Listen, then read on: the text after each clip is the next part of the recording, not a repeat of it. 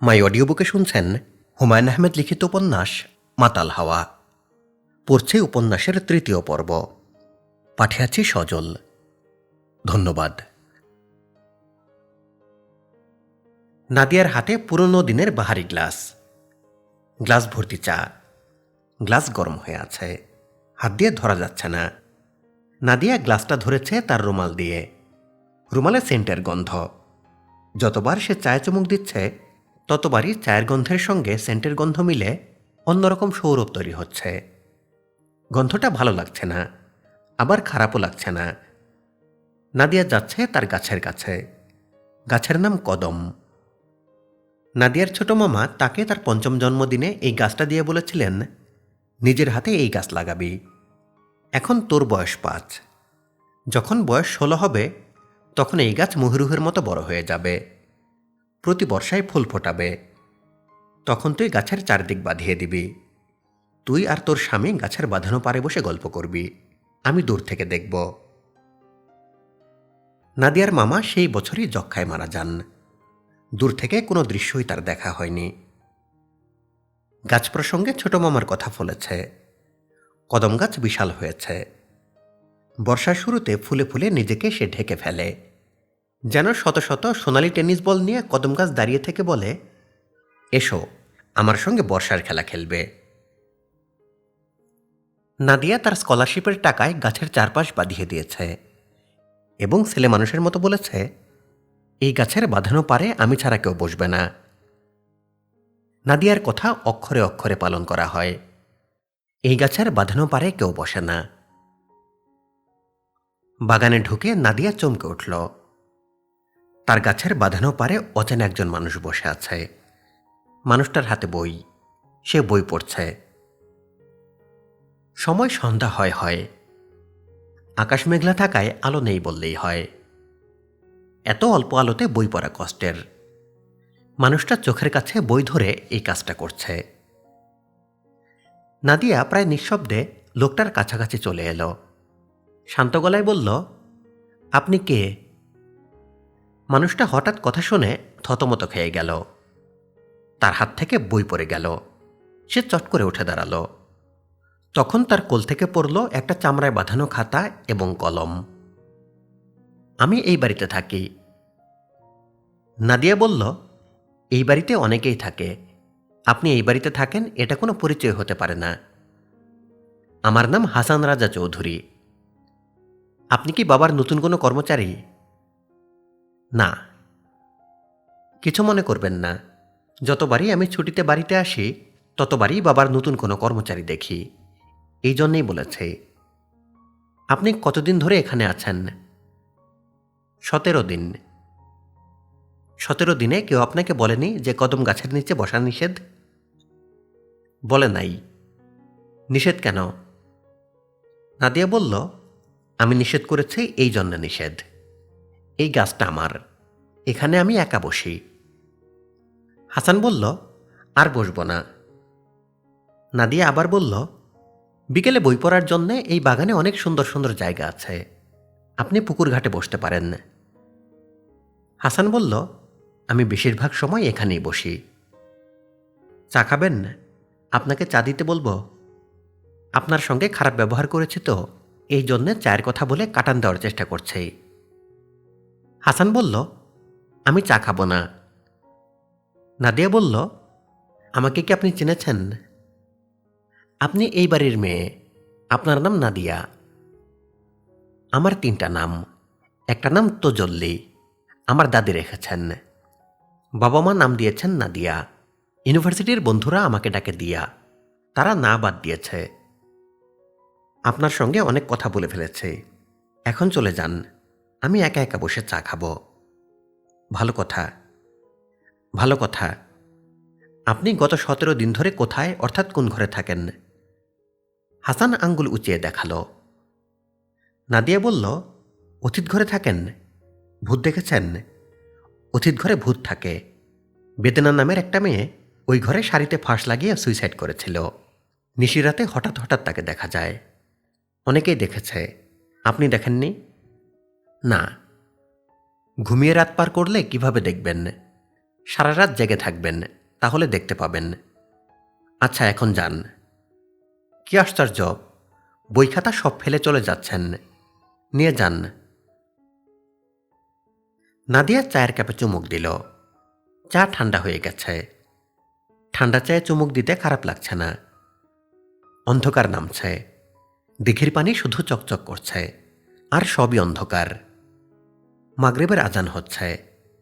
নাদিয়া শাড়ির আঁচল মাথায় তুলে দিল। শুকনা পাতায় সরসর শব্দ হচ্ছে, সাপ যাচ্ছে মনে হয়। নাদিয়া পা উঠিয়ে বসল। সে হঠাৎ বিষণ্ণ বোধ করল।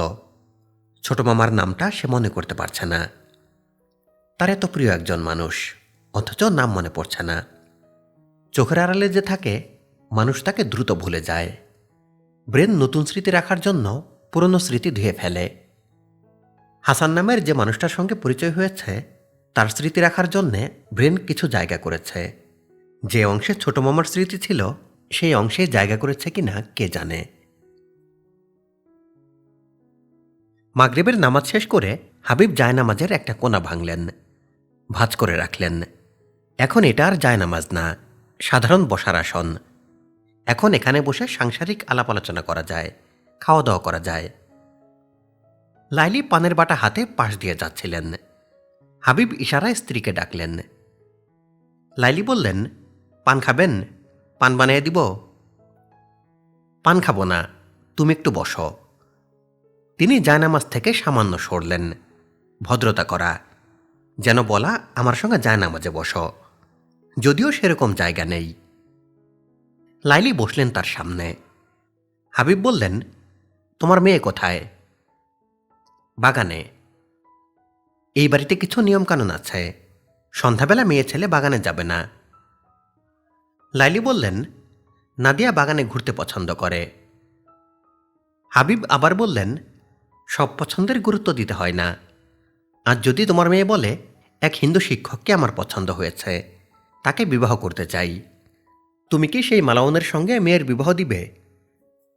লাইলি বললেন, নাদিয়া কি এমন কোনো কথা বলেছে? বলে নাই। যদি বলে তুমি কি করবে, রাজি হবে? না। এখন কি বুঝতে পেরেছ, সব পছন্দের গুরুত্ব দিতে হয় না? বুঝতে পারছে। কাউকে পাঠাও, মেয়েকে নিয়ে আসুক। লাইলি বললেন, আমি নিজেই যাব, নিয়ে আসব। লাইলি উঠে দাঁড়াতে গেলেন। হাবিব বললেন, বসো, কথা শেষ হয় নাই। লাইলি বসলেন। হাবিব বললেন, আমি তোমার মেয়ের বিবাহ দিতে চাই, যত তাড়াতাড়ি সম্ভব। আপনার হাতে কি পাত্র আছে? আছে। পাত্র এই বাড়িতেই ঘুরঘুর করতেছে। বেশ কিছু সময় চুপ করে থেকে লাইলি বললেন, একজন খুনির সঙ্গে আপনি মেয়ের বিবাহ দিবেন? হাবিব বললেন, হ্যাঁ দিব। খুন একটা দুর্ঘটনা। মানুষের জীবনে দুর্ঘটনা ঘটে। দুর্ঘটনা বড় করে দেখতে হয় না। আত্মরক্ষার জন্যে কিংবা সম্মান রক্ষার জন্যে খুন করা জায়েজ আছে। লাইলি কিছু বললেন না, তীক্ষ্ণ চোখে তাকিয়ে রইলেন। হাবিব বললেন, ওই ছেলের সঙ্গে তোমার মেয়ের বিয়ে দেওয়ার পিছনে 3টা কারণ আছে। প্রথম কারণ, জমিদার বংশ, ছেলে বাপের একমাত্র ওয়ারিশ, বিশাল বিষয় সম্পত্তি। লাইলি বললেন, আপনার ধন সম্পদের কমতি নাই, ধন সম্পদের জন্যে আপনার লালস থাকা ঠিক না। হাবিব বললেন, আমার কথার মাঝখানে কথা বলবা না। স্বামীর কথা শেষ হওয়ার আগেই কথা শুরু করলে আদবের বরখেলাপ হয়। যাই হোক, ওই ছেলের সঙ্গে তোমার মেয়ের বিবাহের দ্বিতীয় কারণ, ছেলেকে আমি মহাবিপদ থেকে উদ্ধার করব। সে বাকি জীবন এই কারণে তোমার মেয়ের কেনা গোলাম হয়ে থাকবে। লাইলি বললেন, একজন স্ত্রী স্বামী হিসাবে বন্ধু চায়, কেনা গোলাম চায় না। হাবিব বললেন, আবারও আদবের বরখেলাপ করলা। যাই হোক, তৃতীয় কারণ শোনো। এই ছেলের চরিত্র ভালো, আমি পরীক্ষা নিয়েছি, পরীক্ষায় সে পাশ করেছে। কি পরীক্ষা নিয়েছেন? হাবিব বললেন, মলিনা নামে তোমার যে দাসী আছে, গভীর রাতে তাকে ছেলের কাছে নগ্ন অবস্থায় পাঠিয়েছিলাম। ছেলে তাকে ধমক দিয়ে বিদায় করেছে এবং ঘটনা কারো কাছে প্রকাশ করে নাই। লাইলি হতভম্ব গলায় বললেন, আপনার মতো একজন মানুষ একজন দাসীর সঙ্গে পরামর্শ করে এমন নোংরা কাজ করেছে? হাবিব বললেন, মলিনার সঙ্গে পরামর্শ আমি করি নাই, প্রণব করেছে। কথাই কই, প্রণববাবু আপনার হয়েই কথা বলেছে। কত বড় অন্যায় কাজ আপনি করেছেন তা বুঝতে পারছেন? হাবিব বললেন, তুমি বুঝতে পেরেছ এই যথেষ্ট, আমার বোঝার প্রয়োজন নাই। একসঙ্গে অনেক কথা বলে ফেলেছে, আমার কথা শেষ। এখন যাও, বাগান থেকে মেয়েকে নিয়ে আসো। আরেক কথা, আমার কাছে কৈফিয়ত তলব করবা না, তুমি আদালত না। লাইলি উঠে দাঁড়ালেন। হাবিব এশার নামাজের প্রস্তুতি নিলেন। মাগরিবের নামাজ শেষ করে এশা পর্যন্ত জায়নামাজে বসে থাকা এবং এশার নামাজ আদায় করা একটা উত্তম সুন্নত।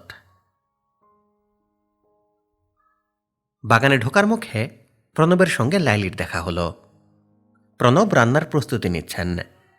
খিচুড়ি বসাবেন, কাঁচামরিচ খিচুড়ি। 1 মুঠ চাল, 1 মুঠ ডাল, 10টা কাঁচামরিচ, 1 চামচ ঘি দিয়ে অল্প আঁচে রান্না হবে। আঁচের বেশ কম হলেই খিচুড়ির ঝাল ঠিক থাকবে না। লাইলি ডাকলেন, প্রণববাবু একটু শুনে যান। প্রণব ছুটে গেলেন, মাথা নিচু করে জোর হাতে নমস্কার বললেন। লাইলি বললেন, আমার বাপের বাড়ির যে দাসী এ বাড়িতে থাকে তাকে আগামীকাল ভোরবেলায় টাকা পয়সা দিয়ে বিদায় করে দেবেন। প্রণব বললেন, অবশ্যই। সকাল 8টার পর তাকে আর এ বাড়িতে দেখবেন না। রান্না বসিয়েছেন? কি রাচ্ছেন? মরিচ খিচুড়ি। হরিদ্বারের এক সাধু বাবার কাছ থেকে এই রান্না শিখেছে। ঠিকমতো রাঁধতে পারলে অমৃত। মন্ত্রপাঠ করতে করতে রাঁধতে হয়। কি মন্ত্র? প্রণব হাত জোর করে আকাশের দিকে তাকিয়ে মন্ত্রপাঠ করলেন। গন্ধপুষ্পে ওং গণপতয়ে নম, গন্ধপুষ্পে ওং নারায়ণায় নম, গন্ধপুষ্পে ওং শিবাদি পঞ্চ দেবতাভ্য নম। মন্ত্রপাঠ শেষ করে প্রণব লজ্জিত গলায় বললেন, এই খিচুড়ি অন্য কাউকে খাওয়ানো গুরুর নিষেধ, নয়তো আপনাকে একদিন রেঁধে খাওয়াতাম। লাইলি বললেন, আপনি একজন সাধু প্রকৃতির মানুষ। সাধু প্রকৃতির মানুষ হয়ে বড় বড় অন্যায়গুলি কিভাবে করেন? প্রণব শান্ত গলায় বললেন, ন্যায় অন্যায় সবই ভগবান করান। ভগবানের অনুমতি ছাড়া কেউ ন্যায়ও করতে পারে না, অন্যায়ও করতে পারে না। লাইলি ছোট্ট নিঃশ্বাস ফেলে বাগানের দিকে রওনা হলেন। কদম গাছের নিচে নাদিয়া বসে আছে। তার পরনে সাদা শাড়ি। দূর থেকে সাদা রং চোখে পড়ছে।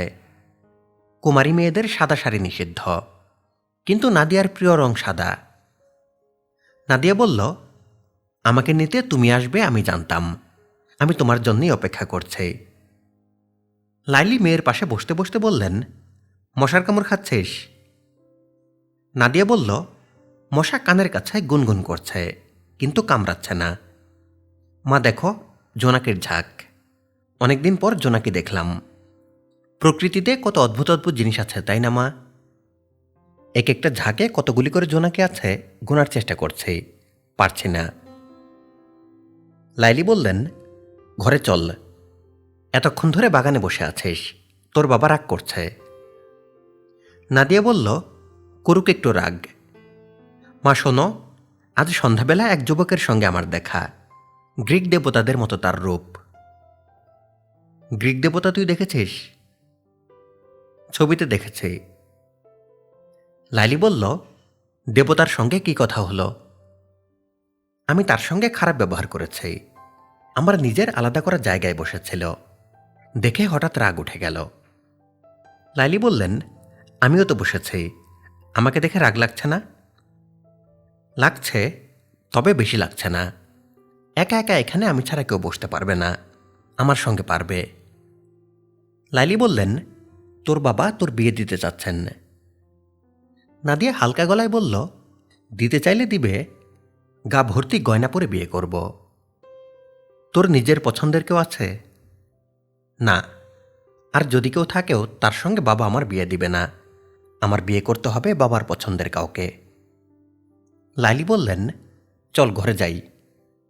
আরেকটু বসি, চাঁদ দেখে যাই, এখনই চাঁদ উঠবে। লাইলি আবার বললেন, ঘন জঙ্গলে বসে আছিস, চাঁদ দেখবি কিভাবে? নাদিয়া বলল, দিঘির পানিতে চাঁদের ছায়া পড়বে, সেটা দেখব। আচ্ছা মা, দাদি যেসব গল্প করে তার সবই কি মিথ্যা? বেশিরভাগই মিথ্যা। ওনার মাথা পুরোপুরি গেছে। এখন যা মনে আসে বলেন। আমার নিজের কি ধারণা জানো মা? দাদির মাথা ঠিক আছে, তিনি ভাব করেন ঠিক নেই। এতে তার কিছু সুবিধা হয়। তিনি মিথ্যা কথার মাঝখানে কঠিন কঠিন সত্য কথা বলতে পারেন। লাইলি ছোট্ট নিঃশ্বাস ফেলে বললেন, হতে পারে। নাদিয়া বলল, এই বাড়িতে তুমি ছাড়া সবচেয়ে ভালো মানুষ কে বলে তোমার ধারণা? জানি না, প্রণববাবু হতে পারেন। নাদিয়া বলল, প্রণব কাকা না মা, ওনার আচার আচরণে ভালো মানুষের ভঙ্গি আছে, এই পর্যন্তই। বাবা যদি প্রণব কাকাকে ডেকে বলেন অমুককে খুন করো, প্রণব কাকা নিজে খুনটা করবে না, অন্যকে দিয়ে ঠিকই করাবে। লাইলি বললেন, হতে পারে। নাদিয়া বলল, আমার ধারণা এই বাড়ির সবচেয়ে ভালো মানুষ পাংখাপুলার রশিদ। ভালো মানুষ খুঁজে বেড়াচ্ছিস কেন? কোনো কারণ নেই, এমনি। আচ্ছা মা, এই বাড়ির সবচেয়ে বুদ্ধিমান মানুষটাকে? তুই নিজে। হয়েছে মা, আমি তোমার কাছে আমার বুদ্ধির একটা নমুনা দিচ্ছি। হাসান রাজা চৌধুরী নামের যে ছেলেটার সঙ্গে আমার সন্ধ্যায় দেখা হয়েছে, বাবা তার সঙ্গেই আমার বিয়ে দিতে চাচ্ছে। ঠিক বলেছি? লাইলি কিছু বললেন না। চাঁদ উঠেছে। তিনি দিঘির জলে চাঁদের প্রতিবিম্বের দিকে তাকিয়ে আছেন। মা, ছোট মামার নাম ভুলে গিয়েছিলাম, খুব খারাপ লাগছিল। এখন মনে পড়েছে। একই সঙ্গে অন্য একটা রহস্য ভেদ করেছে। কি রহস্য? সবুজ শাড়ির রহস্য। তুমি তোমার অতি পছন্দের সবুজ শাড়ি পরো না, তার কারণ ছোট মামা। ওই প্রসঙ্গ থাক। আচ্ছা থাক। আচ্ছা মা, ছোট মামার একটা ত্রুটির কথা বলো। ত্রুটি শূন্য একজন মানুষের কথা ভাবতে খারাপ লাগে। ওর কোনো ত্রুটি ছিল না। মা, ছিল। উনি জানতেন তার কোনো ত্রুটি নেই, এই কারণে তার অহংকার ছিল। অহংকার বড় ধরনের ত্রুটি, ঠিক না মা? হ্যাঁ ঠিক। মা, তোমার কি মনে হয় আমি অহংকারী? লাইলি ছোট্ট নিঃশ্বাস ফেলে বললেন, তুই অহংকারী না, তুই তোর ছোট মামার মতো ত্রুটিশূন্য মানুষ। মা, থ্যাংক ইউ। হাজেরা বিবির সামনে মলিনা দাঁড়িয়ে আছে। কেঁদে সে চোখ ফুলিয়ে ফেলেছে, চোখের কাজল গালে লেপটে গেছে। হাজেরা বিবি তার কান্নাকে তেমন গুরুত্ব দিচ্ছেন বলে মনে হচ্ছে না। তিনি নিজ মনে পান চেঁচে যাচ্ছেন। তোরে বিদায় দিয়ে দিছে? যে বিদায় দিল কে? প্রণব স্যার। হিন্দুটা তো বড় ত্যাক্ত করে, এই জন্যই হিন্দু জাত খারাপ। মলিনা কাঁদতে কাঁদতে বলল, কাল সকাল 8টার আগে বাড়ি ছেড়ে যাইতে বলছেন। কি অপরাধ করলাম কিছুই জানি না, এক কথায় বিদায়।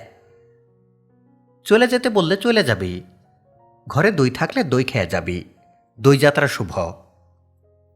দাদি কি কন আপনি? আমি চলে যাব। হাজেরা বিবি বিরক্ত হয়ে বললেন, তোরে বিদায় দিছে, তুই যাবি না তো কি করবি? ঘরে বসে ডিম পারবি? মলিনা বলল, বড় সাপ ঘটনা এখনো শুনে নাই। বড় সাপ শুনলে ব্যবস্থা নিতেন। কি ব্যবস্থা নিতেন? আমারে বিদায় করতেন না। হাজেরা বিবি তীক্ষ্ণ গলায় বললেন, আমার ছেলে তোরে বিদায় করতো না কোন কারণে? তুই কি তার সাথে হাঙ্গা করছস? দুপুর রাইতে ঠোঁটে রং মাখছস? তুই কি নটি বেটি? বদমাগি, দূর হ সামনে থেকে। হাজেরা বিবি পান ছেঁচায় মন দিলেন। খিচুড়ি মুখে দিয়ে প্রণবের মেজাজ খারাপ হয়ে গেল। প্রচণ্ড ঝাল। মন্ত্র পাঠে ভুল হয়নি, রেঁধেছেন শুদ্ধ শরীরে। রান্নার সময় হাঁড়িতে কি কোনো মুসলমানের ছায়া পড়েছে? গুরু বলে দিয়েছিলেন রান্না করতে হবে নির্জন স্থানে, যেন হাঁড়িতে কোনো বিধর্মীর বা কুকুরের ছায়া না পড়ে। অন্য জীবজন্তুর ছায়া পড়লে অসুবিধা নাই। কষ্ট করে এই খিচুড়ি খাওয়ার অর্থ হয় না। প্রণব উঠে পড়লেন। রাতে 1 গ্লাস দুধ খাবেন। অতিথ ঘরের বারান্দায় হাসান রাজা বসে আছে, মূর্তির ভঙ্গিতে বসা, কোনো নড়াচড়া নেই। এই যুবক ঘন্টার পর ঘন্টা একই ভঙ্গিতে বসে থাকতে পারে। প্রণবের হরিদ্বারের গুরুরও এই ক্ষমতা ছিল, তিনি চোখের পলকও ফেলতেন না। এই যুবক নিশ্চয়ই পলক ফেলে। তারপরেও পরীক্ষা করা দরকার। হাসান প্রণবের দিকে তাকালো, কিন্তু কিছু বলল না। প্রণব অত্যন্ত বিরক্ত হলেন। একজন বয়স্ক মানুষকে সম্মান দেখাতে হয়, তাকে আদাব বললে দোষ হতো না। প্রণব বললেন, ভালো আছেন? রাতের খাওয়া হয়েছে? না। খাওয়া আসে নাই? এসেছে, পরে খাবো। প্রণব বললেন, পরে কেন খাবেন? গরম গরম খেয়ে নেন। ঠান্ডা খাবার খেতে আমার অসুবিধা হয় না। প্রণব বললেন, আমি আবার ঠান্ডা খেতে পারি না। হাসান বলল, এক এক মানুষ এক এক রকম। প্রণব বসলেন হাসানের পাশের চেয়ারে। মুখোমুখি বসতে পারলে ভালো হতো, চোখের পলক ফেলার ব্যাপারটা ধরা যেত। বারান্দা অন্ধকার হয়ে আছে, এটাও একটা সমস্যা। প্রণব বললেন, নাদিয়া আমার সঙ্গে আলাপ করছেন দেখলাম। কি নিয়ে আলাপ? হাসান বলল, তেমন কিছু না। প্রণব বললেন, নাদিয়া অতি গুণের মেয়ে, মাথায় সামান্য ছিট আছে। গুণের সব মানুষই কিছুটা সিটগ্রস্ত হয়। হাসান কিছুই বলল না, চুপ করে রইল। প্রণব আশা করেছিলেন হাসান জানতে চাইবে কি ধরনের সিট। কেউ কিছু জানতে চাইলে সে বিষয়ে বলা যায়, নিজ থেকে বলা এক সমস্যা। প্রণব বললেন, কি ধরনের সিটগ্রস্ত সেটা বলি। নাদিয়া মা আমাকে বলল, প্রণব কাকা, জোনাকির ঝাঁকে কয়টা করে জোনাকি থাকে আমাকে গুনে বলবেন। উড়ন্ত জোনাকি কি গোনা সম্ভব? হাসান এখনও নিশ্চুপ। প্রণব বললেন, মুলিনা বলে যে একটা মেয়ে আছে, অল্প বয়স্ক, সুন্দর মতো গোলমুখ, তার চাকরি নোট হয়েছে। আগামীকাল ভোর 8টার আগে তাকে চলে যেতে হবে। মনে হয় কোনো বড় ধরনের ভুল ত্রুটি করেছে। আপনার সঙ্গে কি কিছু করেছে? হাসান বলল, না। নীলমণি লতাটার পাশে জোনাকির একটা ঝাঁক দেখা যাচ্ছে। হাসান ঝাঁকের জোনাকি মনে মনে গুনছে। 17টা জোনাকি হিসাবে পাওয়া গেল। হাবিব বৈঠকখানার ইজি চেয়ারে আধশোয়া হয়ে আছেন। রশিদ বড় তালপাতার পাখায় তাকে হাওয়া করছে। আজ ছুটির দিন, কোর্ট বন্ধ। হাবিব আয়োজন করে খবরের কাগজ পড়তে বসেছেন। ছুটির দিনে তিনি মন দিয়ে কাগজ পড়েন, কোনো খবর বাদ যায় না। কিছু কিছু খবর নিয়ে প্রণবের সঙ্গে আলাপ করেন। প্রণব বড় একটা জলচৌকিতে আসন করে বসেছেন। তার সামনে পানের বাটা, নানান পদের মশলা ছোট ছোট কৌটায় ভরা। তিনি কৌটার মুখ খুলে মশলার গন্ধ শুকে শুকে দেখছেন। হাবিব বললেন, মাওলানা ভাসানী সম্পর্কে তোমার ধারণা কি প্রণব? প্রণব বললেন, সাধু পুরুষ। হাবিব বিরক্ত গলায় বললেন, সাধু পুরুষ রাজনীতি করে না। তাও ঠিক। হাবিব বললেন, মানুষটার কাজকর্ম চিন্তা ভাবনা কিছুই বুঝি না। আয়ুব খানের পক্ষের লোক ছিল, এখন উল্টা গীত শুরু করেছে। গদি ছাড়তে বলতেছে, তার হিসাব কিছুই বুঝতেছি না। প্রণব বললেন, সাধু প্রকৃতির মানুষের হিসাব বুঝতে সাধু মানুষ লাগে, সবাই পারে না। বগুড়ার মোহাম্মদ আলীর কথা চিন্তা করেন, সবাই তার হিসাব জানে, কারণ সে চোর প্রকৃতির। হাবিব তীক্ষ্ণ গলায় বললেন, চোর প্রকৃতির বল্লা কি জন্যে? প্রণব পান মুখে দিতে দিতে বললেন, পূর্ব পাকিস্তানের এমএলএ যারা, তারা সবাই শপথ করে গেল সংসদে তারা পূর্ব পাকিস্তানের দাবি দাওয়া তুলবে। বগুড়ার মোহাম্মদ আলী নিজেও শপথ নিলেন। পশ্চিম পাকিস্তানে পৌঁছেই আয়ুব খানের সঙ্গে আতাত করে বসলেন। এই দিকে আমি মোনায়েম খান সাহেবকে ধন্যবাদ দিব, উনি আগে কোনো শপথ করেন নাই। স্যার পান খাবেন? হাবিব বললেন, দাও খাই, জর্দা ছাড়া। জর্দা সহ্য হয় না, মাথা ঘুরে। প্রণব বললেন, সামান্য দেই। জর্দা ছাড়া পান আর বোতাম ছাড়া শার্ট একই। বোতাম ছাড়া শার্টে নিজেকে ন্যাংটা লাগে, জর্দা ছাড়া পানও ন্যাংটা পান। দেশের গতিক কিছু বুঝতেছ? কিছু বুঝতেছি না। পশ্চিম পাকিস্তানে তো ভালো হাঙ্গামা শুরু হয়েছে। ভুট্টো সাহেবকে ঢুকিয়েছে জেলে, এদিকে শেখ মুজিবুর রহমানও জেলে। এটা একটা কাজের কাজ হয়েছে। শেখ মুজিবুর রহমান ঝামেলা সৃষ্টি করা ছাড়া অন্য কিছু পারে না। দেশ কিছুদিন ঝামেলা ছাড়া চলবে। অবশ্যই। হাবিব বললেন, একজন ঝামেলাওয়ালা, আরেকজন অনশনওয়ালা। কথায় কথায় অনশন। কার কথা বললাম বুঝেছ? না। হাবিব রশিদের দিকে তাকিয়ে বললেন, ফরিদকে ডাক দিয়ে আনো। জটিল কিছু কথা তার সঙ্গে আছে। কথার সময় তুমি থাকবা না। বাতাসের প্রয়োজন নাই। আজ আবহাওয়া শীতল। হাবিব জর্দা দেওয়া পাঞ্চি বুঝছেন। সামান্য মাথা ঘুরছে, তবে খারাপ লাগছে না। ফরিদ এসে বেতের মোড়ায় বসেছে। তাকে চিন্তিত এবং ভীত মনে হচ্ছে। প্রণব তার জায়গাতে আছেন। হাবিব ফরিদের দিকে না তাকিয়ে বললেন, কেমন আছো ফরিদ? ফরিদ মেঝের দিকে তাকিয়ে বলল, ভালো আছি। সংসার কেমন চলতেছে? ভালো। ফরিদ, তোমার বুদ্ধি কেমন? ফরিদ চমকে তাকালো। কি বলবে বুঝতে পারল না। হঠাৎ বুদ্ধির প্রসঙ্গ কেন চলে এসেছে কে জানে। তার পানির পিপাসা পেয়ে গেল। পানি খাবার জন্য উঠে যাওয়া সম্ভব না। হাবিব বললেন, তোমার বুদ্ধির একটা পরীক্ষা নিব বলে তোমাকে ডেকেছি। আজকের ইত্তেফাকে একটা খবর ছাপা হয়েছে। গরুর হাতে গরু চোরের মৃত্যু। খবরটা শব্দ করে পড়ো, আমি শুনি। খবরটা 3য় পাতায়। ফরিদ খবরের কাগজ হাতে নিল। তার হাত সামান্য কাঁপছে।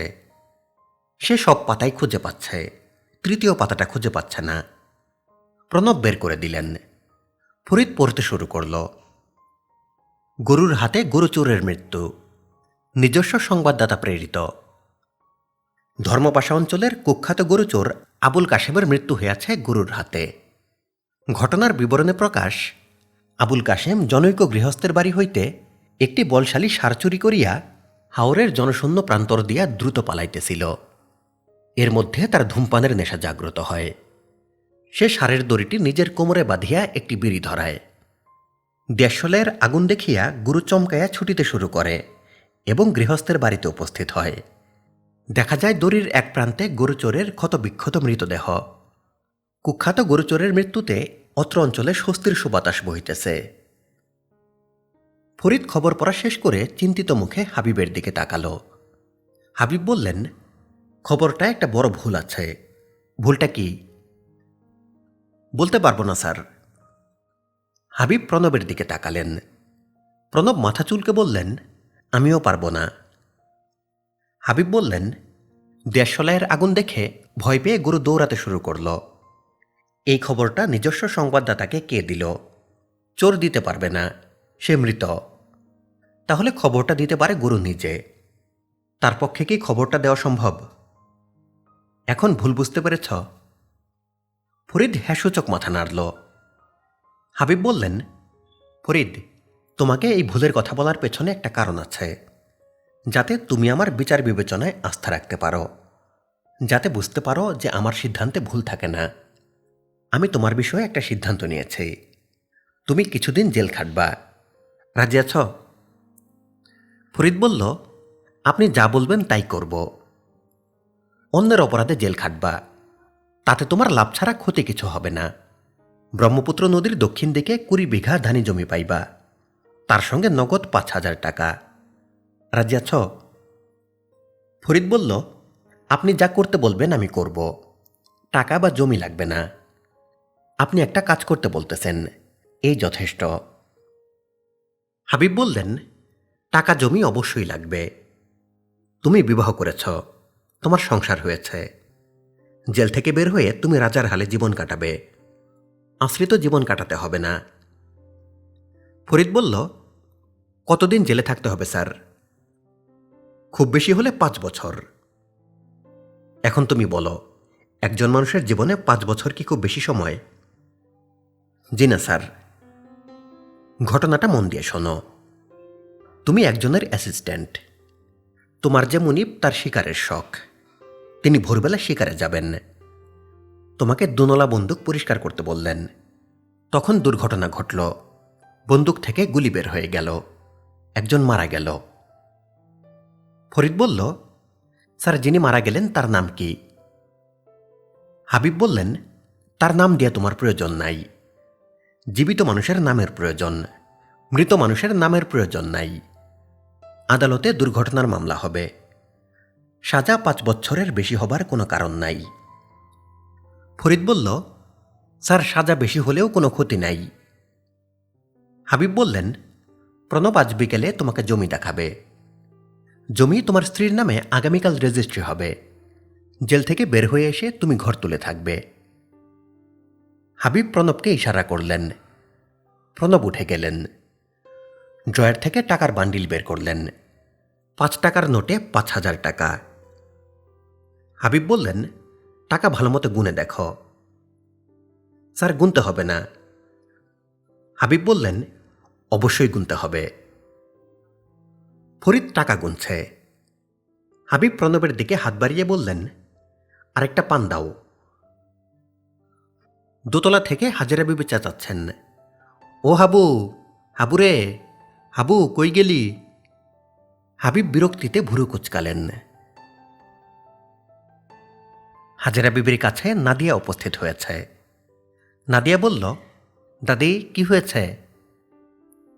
হাজেরা বিবি বললেন, আমার খাটের নিচে আজরাইল বসে আছে। নাদিয়া বলল, ওনাকে কি করতে বলবো? চলে যেতে বলবো নাকি খাটের উপর এসে বসতে বলবো? হাজেরা বিবি কঠিন গলায় কিছু বলতে গিয়েও বলতে পারলেন না, হেসে ফেললেন। নাদিয়া বলল, হাসছ কেন দাদি? তোর বদামি দেখে হাসলাম। তুই বিরাট দুষ্টু হইছস। তুমিও অনেক দুষ্টু দাদি। সারাক্ষণ সবাইকে ভয় দেখানোর চেষ্টা। আজরাইল, আজরাইল। দিনে দুপুরে আজরাইলের কথা বললে কেউ কি ভয় পাবে? নিশিরাতে বলে দেখতে পারো। আমারে বুদ্ধি দিবি না, আমার বুদ্ধির প্রয়োজন নাই। হাজেরা বিবি নাতনিকে হাতের ইশারায় পাশে বসতে বললেন। নাদিয়া বসল। হাজেরা বললেন, গোপন কথা শুনতে মন চায়? এমন এক গোপন কথা জানি, শুনলে শরীরের সবলম খাড়াইয়া যাবে। গোপন কথা শুনতে চাই না। শুনতে চাস না কেন? আসল মজা গোপন কথার মধ্যে। নাদিয়া বলল, দাদি এক একজনের আসল মজা এক এক রকম।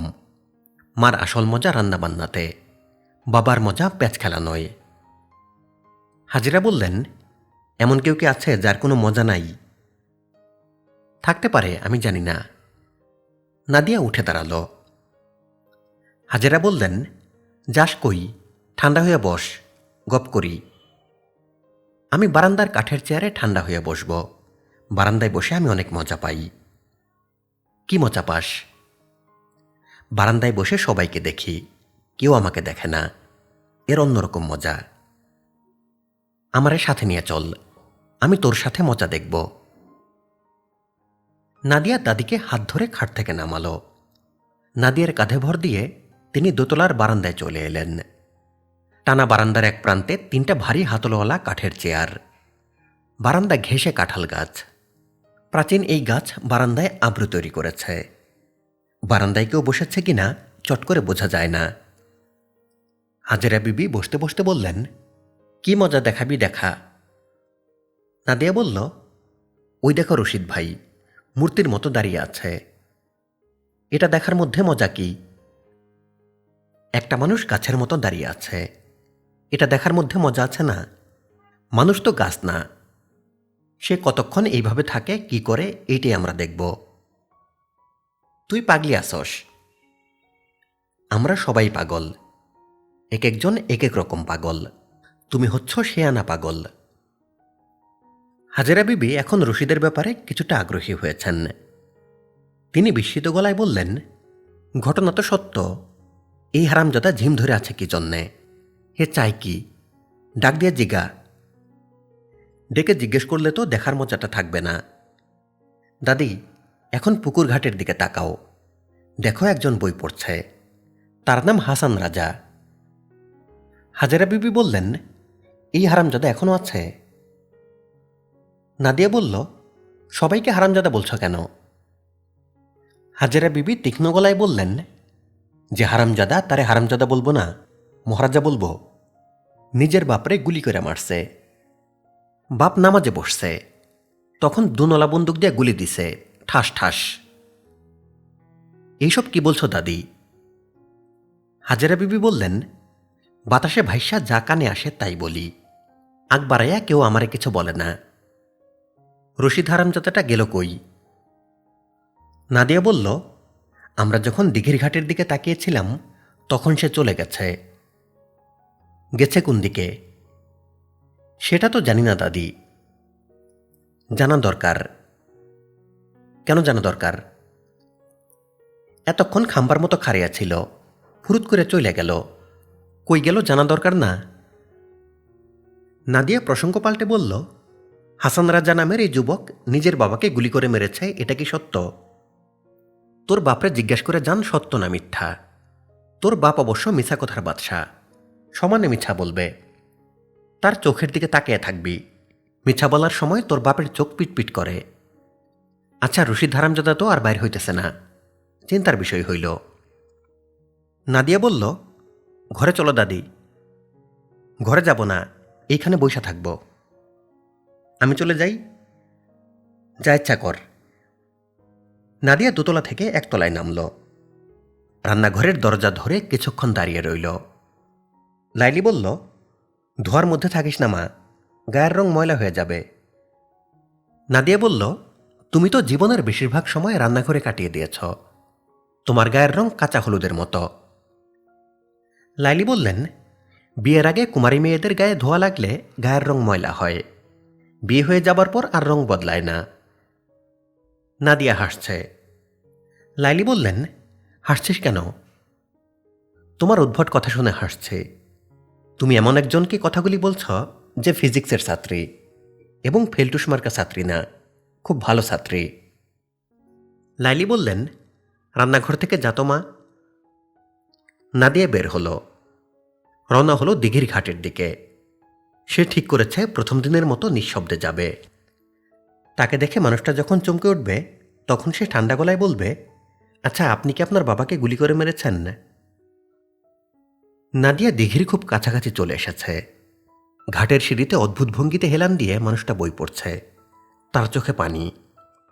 বানানো দুঃখের গল্পে যে অশ্রু বর্ষণ করে, সে প্রিয়জনদের দুঃখে কখনো অশ্রু বর্ষণ করবে না। কথাটা যেন কার, কিছুতেই মনে পড়ছে না। মানুষটা কি বই পড়ছে জানতে ইচ্ছা করছে। ম্যাথমেটিশিয়ান আবেল অঙ্কের জটিল কোনো বই পড়লে মুগ্ধ হয়ে অশ্রু বর্ষণ করতেন। কেমন আছেন? মানুষটা ঠিক ওই দিনের মতো চমকে উঠল। তার হাত থেকে বই পড়ে গেল। বইয়ের নাম তিথিডোর, লেখক বুদ্ধদেব বসু। এই বই নাদিয়ার পড়া নেই, বইটা পড়তে হবে। নাদিয়া বলল, আপনার সঙ্গে গল্প করতে এসেছি। হাসান বলল, বসুন। নাদিয়া বসতে বসতে বলল, দিঘির এই ঘাটটা মনে হয় আপনার খুব পছন্দ? হাসান বলল, জি। আপনাদের নিজের বাড়িতে কি এরকম ঘাট আছে? হাসান বলল, দিঘির ঘাট নেই, তবে হাওরের সঙ্গে ঘাট আছে। আমাদের বাড়ির পেছনে ঘাট। বর্ষার সময় এই ঘাটটা আমার কাছে তাজমহলের চেয়েও সুন্দর মনে হয়। আপনি কি তাজমহল দেখেছেন? দেখেছি।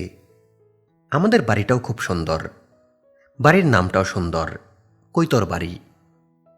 কি বাড়ি? কৈতর বাড়ি। কৈতর হলো কবুতর। বাড়িটার নানান খুপড়িতে শত শত কবুতর বাস করে।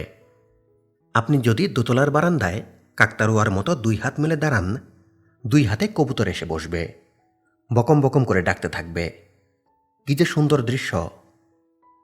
নাদিয়া অবাক হয়ে গল্প শুনছে। অবাক হবার প্রধান কারণ হাসান নামের মানুষটার নিজের বাড়ি সম্পর্কে মুগ্ধতা।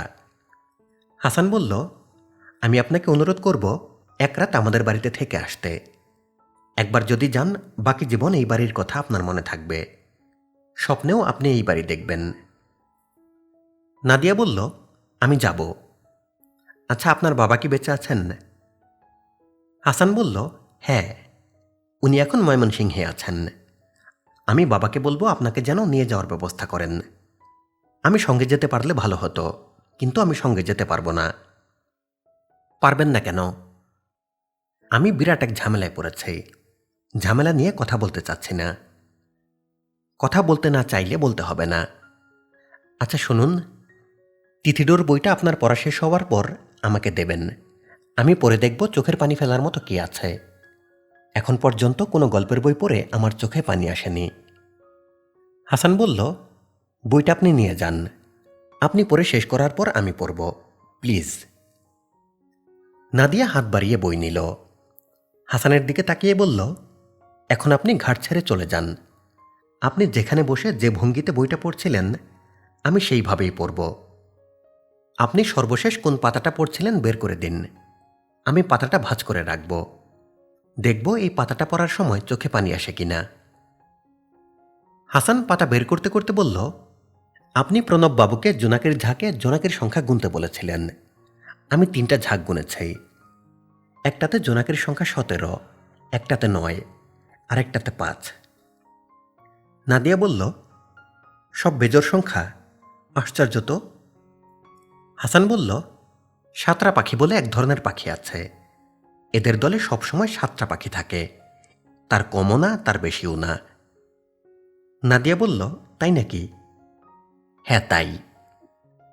এটা আমি জানতাম না। আপনার কাছে কি তাস আছে, খেলার তাস? হাসান আশ্চর্য হয়ে বলল, না তো। নাদিয়া বলল, 2 প্যাকেট তাস জোগাড় করে রাখবেন, আমি তাসের ম্যাজিক দেখাবো। এখন চলে যান। সন্ধ্যা 7টা। ফরিদ পাবলিক লাইব্রেরিতে ক্ষিতীশবাবুর সামনের চেয়ারে বসে আছে। সে ক্ষিতীশবাবুর জন্যে গরম সিঙ্গারা এবং আলুর চপ নিয়ে এসেছে। ক্ষিতীশবাবু অবাক হয়ে তাকালেন। ফরিদ বলল, আমার নিজের রোজগারের টাকায় কিনা, আপনি খান। রোজগার শুরু করেছ? জি। উত্তম, অতি উত্তম। ফরিদ নিচু গলায় বলল, আপনার জন্য একটা ধুতি কিনে এনেছি, যদি নেন খুবই খুশি হব। ক্ষিতীশবাবু সিঙ্গারা মুখে দিয়ে বললেন, তোমাকে একটা প্রশ্ন করব, প্রশ্নের জবাব দিতে পারলে নিব, জবাব দিতে না পারলে ধুতি নিয়ে বাড়ির যাবা। প্রশ্নটা হলো, বাংলা, বিহার, উড়িষ্যার শেষ স্বাধীন নবাবের নাম কি? ফরিদ বলল, সিরাজউদ্দৌলা। ক্ষিতীশবাবু বললেন, হয় নাই, শেষ স্বাধীন নবাবের নাম মীর কাসেম। মীর কাসেম? হ্যাঁ, মীর কাসেম। ক্লাইভের গর্ধব মির্জাফরের পর মীর কাসেম সিংহাসনে বসেন। তিনি ইংরেজ বিদ্বেষী স্বাধীনচেতা নবাব ছিলেন। পড়াশোনা করার এই এক লাভ, আমজনতা যেটা জানবে তার চেয়ে বেশি জানা। ফরিদ বলল, জেলখানায় কি লাইব্রেরি আছে? ক্ষিতীশবাবু চোখ শুরু করে বললেন, জেলখানার লাইব্রেরির খোঁজ নিচ্ছ কেন? জেলে যাওয়ার সম্ভাবনা আছে? জি। কি অপরাধে জেলে যাবে? খুনের অপরাধে। ক্ষিতীশবাবু হতভম্ব হয়ে তাকিয়ে রইলেন। হতভম্বভাব কাটিয়ে বললেন, কাকে খুন করেছ? ফরিদ বলল, যাকে খুন করেছে তার নাম জানি না। কিভাবে খুন করেছ? গলা টিপে? গুলি করেছে।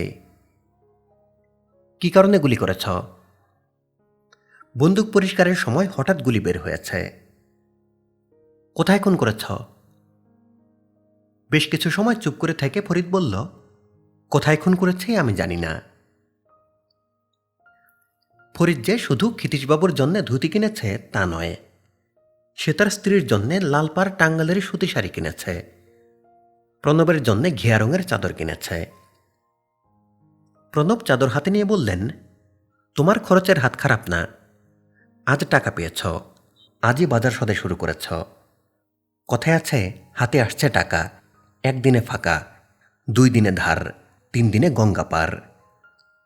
যাই হোক, চাদরটা ভালো কিনেছ। একটা চাদরের প্রয়োজন ছিল। ভগবান তোমার মঙ্গল করুক। ভগবান আমার কথায় কিছু করবে না, নিজের ইচ্ছায় যদি করে। ফরিদের স্ত্রী সফুরা শাড়ি কোলে নিয়ে বসে আছে। ফরিদ বলল, রং পছন্দ না হলে বদলাইয়া দিবে। সফুরা বলল, রং পছন্দ হয়েছে। রং পছন্দ হলে মুখ বাজার কেন? বুঝতেছি না কেন। ফরিদ টাকার বান্ডেল এগিয়ে দিতে দিতে বলল, এখানে 200 কম 5,000 টাকা আছে, তোমার কাছে রাখো, ইচ্ছামতো খরচ করো। টাকা কই পেয়েছেন? চুরি করেছেন? না, রোজগার করেছি। কি কাজ করে রোজগার করলেন? একটা মানুষ খুন করে টাকাটা পেয়েছে। ঘটনা আরেকদিন বলবো, আজ না। এখন যাও, নয়া শাড়ি পরে আসো, তোমারে দেখি। আপনি মানুষ ভালো। সব মানুষই ভালো। অতি মন্দ মানুষের মধ্যেও থাকে অতি ভালো। মন্দ এবং ভালো মিলে সমান সমান হয়। আমার কথা না, বই পড়ে শিখেছি। কথা ঠিক না, বই পড়ে ভুল কথা শিখেছেন। একজন মন্দ মানুষের সবটাই মন্দ, একজন ভালো মানুষের সবটা ভালো। আমার দিকে তাকিয়ে দেখেন, আমার সবটাই মন্দ, চেহারা শুধু সুন্দর। যাও শাড়িটা পইরে আসো, নয়ন ভইরা দেখি। বেশি দিন তোমারে দেখব না। সুফুরা উঠে গেল। অসময়ে স্নান করল, সময় নিয়ে সাজতে বসল। ফরিদ নামের অতি ভালো মানুষটার সামনে আজ সে পরিসেজে দাঁড়াবে, গুনগুন করে একটা গীতও করবে। মন পবনের নাওরে মাঝি, কই তোমারে কথা, তোমারে শোনাবো আমি দুঃখ বারতা। গীত শুনে মানুষটা চমকাবে, কারণ সফুরা যে গীত জানে মানুষটা জানে না। বইটির বাকি অংশ শুনতে সাথেই থাকুন। বাকি অংশের ভিডিও লিংক এই ভিডিওর ডেসক্রিপশনে দেওয়া আছে।